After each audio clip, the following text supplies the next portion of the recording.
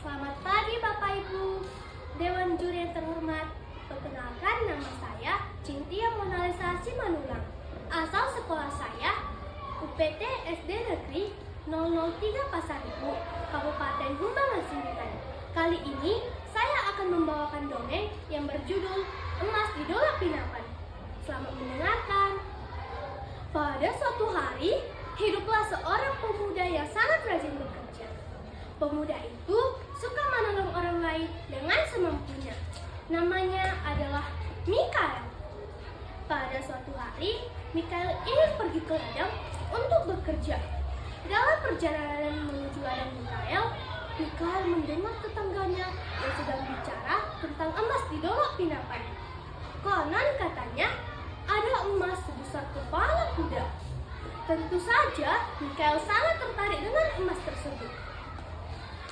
Emas tersebut membuat Mikael sangat terngiang-ngiang. Sehingga ketika waktunya Mikael ingin tidur, ia hanya mengayalkan emas tersebut berada di depannya. Seolah-olah ia sudah mendapatkan emas tersebut. Ia berkata pada dirinya, gimana ya kalau aku mendapatkan emas tersebut? Kira-kira aku akan pasti menjadi kaya. Ia berniat untuk mengambil emas tersebut keesokan harinya. Tentu saja, Mikael bangun pagi-pagi sekali dan menyiapkan alat-alatnya serta pergi ke dolok pinapan. Dalam perjalanan menuju dolok pinapan, Mikael sangat semangat dan memegang dadanya. Kali ini aku harus mendapatkan emas tersebut. Aku tidak mau ada orang yang bisa mendapatkannya daripada aku. Semangat Mikael sangatlah membara. Ia berjuang sangat keras untuk mendapatkan emas tersebut. Setibanya di dolok pinapan, ia mulai mencari emas tersebut dengan menggali tanahnya. Oh iya, untuk mencari emas tersebut, Mikael harus menggali tanahnya karena emas tersebut berada di bawah tanah yang sangat dalam.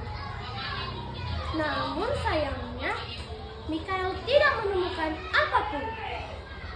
Namun, ia tidak pantang menyerah. Ia mencobanya keesokan harinya. Benar saja, Mikael mulai mencobanya.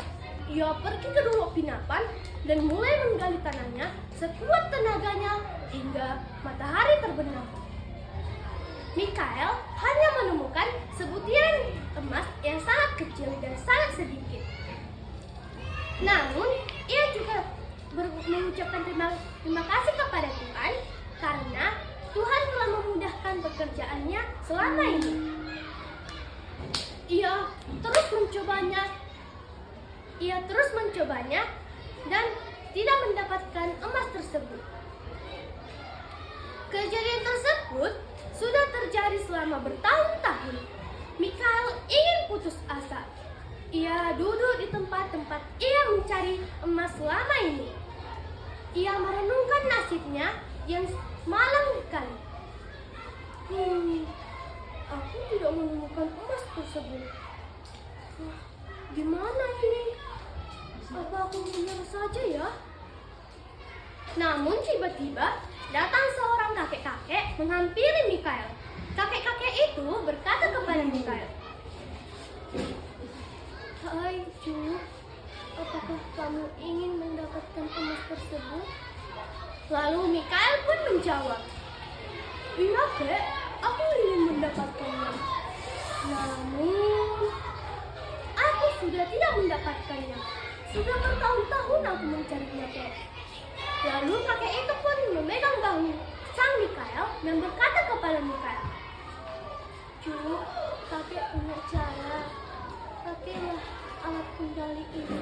Kamu pasti akan mendapatkannya." Tanpa pikir panjang, Mikael mengambil alat penggali itu dari sang kakek. Ia berbalik arah dan melihat tempat yang selama ini ia mencari emas.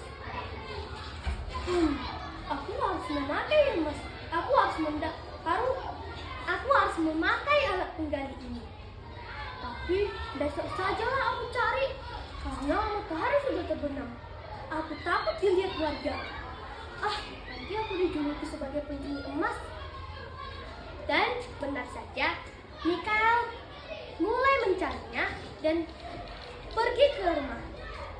Keesokan harinya, Mikhail mulai menggali tanah dan mencarinya dengan emas dan dengan alat penggali yang diberikan kakek itu kepadanya. Tiba-tiba, Mikhail mendapatkan bongkahan emas yang sangat besar. Apa ini? Ternyata betul yang dibilang kakek itu kepadaku. Aku mendapatkan emas itu. Terima kasihlah kepada kakek itu. Aku ingin menghampirinya, tapi aku tidak tahu di mana rumahnya. Tidak apa-apa lah, penting aku mendapatkan emasnya. Alat itu disimpan Mikhail dengan baik-baik.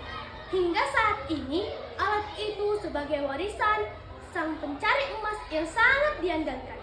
Terima kasih.